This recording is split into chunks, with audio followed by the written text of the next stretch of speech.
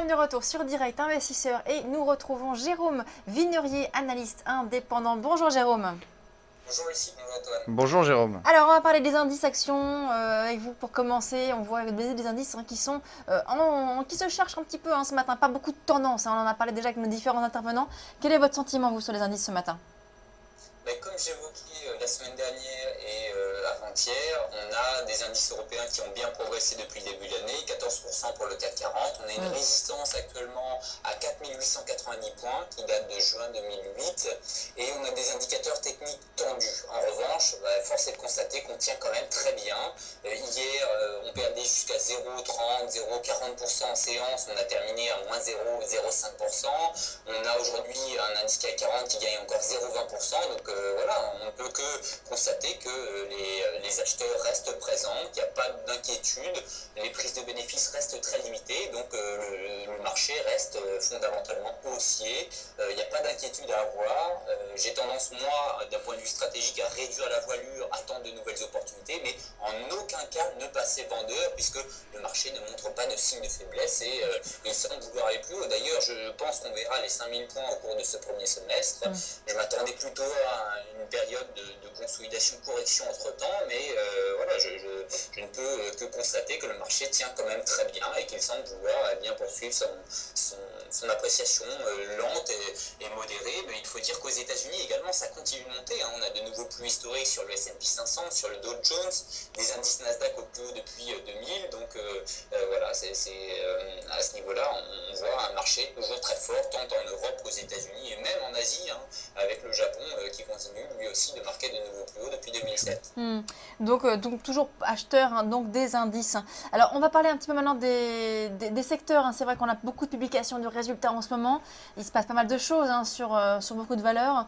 Et notamment CGG. CGG, je sais que c'est une valeur que vous suivez.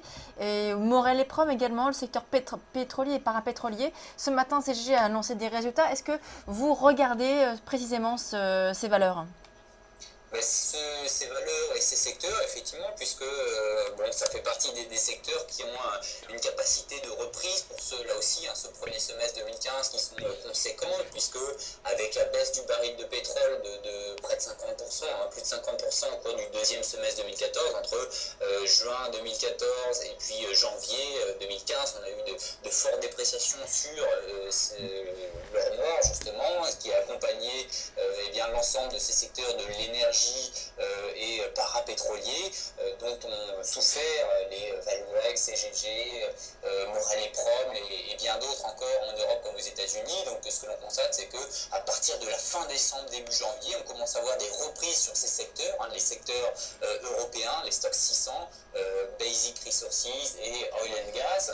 Et ça se confirme aujourd'hui. D'ailleurs, au niveau des secteurs européens, aujourd'hui, c'est les ressources de base qui progressent le plus.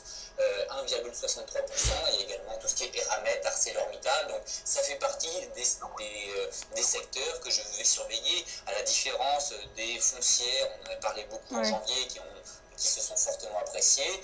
Il y a encore un réservoir, un potentiel de reprise sur ces valeurs. Donc, parmi les titres que vous avez mentionnés, moi c'est particulièrement sur Morel et Prom que j'ai un intérêt tout particulier, puisque au-dessus de cette zone des 7,80 €, on a un point potentiellement intéressant pour viser une nouvelle vague de hausse en direction des 10 €. Donc par rapport au niveau actuel, ça donne un potentiel d'appréciation de 25%. Ça peut paraître beaucoup, mais au regard du chemin qui a été parcouru à la baisse ces derniers mois, c'est un potentiel de reprise qui semble tout à fait réalisable, là encore, à moyen terme pour les 3 à 4 prochains mois. Oui, en effet, c'est vrai que là, sur les cours actuels, Morel et Prom peut constituer un ordre d'achat intéressant avec un ratio risque-rendement intéressant également. On peut viser sur Morel et Prom le retour sur 8,50 € là, sur le court terme? Alors, les 8,50 €, oui, le précédent sommet. Oui. Moi, c'est vrai que j'ai plus une vision, moyen terme de type swing trading. Donc, j'aurais tendance, quand je regarde le graphique de Morel et Prom, à me positionner sur une base hebdomadaire, justement sur une base weekly, et je vois vraiment une structure de retournement en double creux qui a eu lieu fin 2014, début 2015, avec une réaction sur les 6,80 €. Le débordement au cours de la première semaine de février, où on a gagné 15% sur une semaine dans des volumes importants, ce qui valide tout simplement ce changement de rapport de force au profit du courant acheteur. On a 2-3 semaines consécutives où on fait un pullback sur cette ligne de coût. Donc la zone actuelle des 7,80 € est vraiment un point d'achat intéressant. Si on revient sur un horizon journalier, on voit même une compression à l'intérieur d'un biseau. Donc en termes de timing, en termes de ratio rendement-risque, c'est particulièrement intéressant.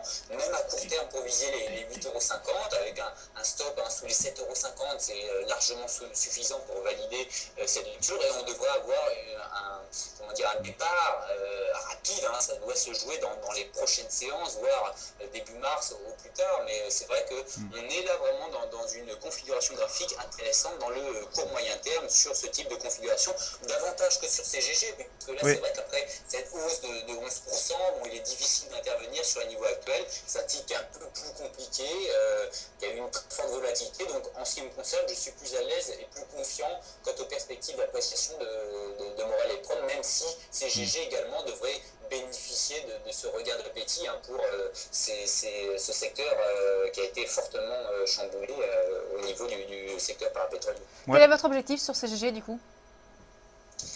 Pour ce qui est de la cible, c'est ça? Oui, c'est ça.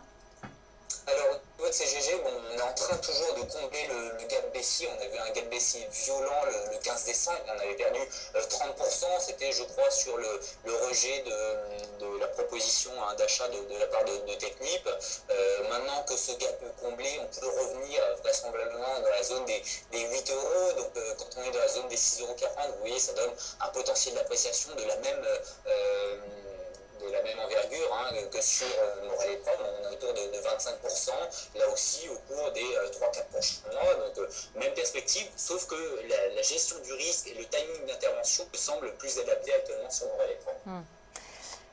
Une dernière question, Antoine? Oui, non, sur CGG, effectivement, là, on prend 11% depuis l'ouverture, donc effectivement, c'est un peu compliqué de rentrer sur les cours actuels sur CGG, même sur du swing trading, Jérôme. Oui, c'est le cas. Et ce qu'on le constate, c'est qu'en termes de la façon dont le titre est travaillé, c'est qu'il est habitué depuis la mi-2014 à des mouvements assez violents. Je reprends le 6 novembre, on a gagné 34%. Le 12 novembre, on a gagné 29%. Le 20 novembre, 22%. Et puis le 15 décembre, on a perdu 30%. Donc voilà, si on traite ce type de valeur, il faut être averti que c'est très sportif dans un sens comme dans l'autre. Ça peut être intéressant, mais si on est justement un investisseur qui recherche plutôt des actifs qui progressent de façon plus modérée, si on est investisseur père de famille par exemple, où on veut éviter la volatilité, eh bien Morel et Prom est un dossier qui offre plus de visibilité et un risque moindre que sur CGG, tout en offrant les mêmes perspectives d'appréciation, puisque 3-4 mois, la cible se situe autour des 25% de potentiel. Merci beaucoup Jérôme Vinerier, donc analyste indépendant. On va marquer une pause et on se retrouve après un petit point pédagogique sur qu'est-ce que le spread. La réponse tout de suite.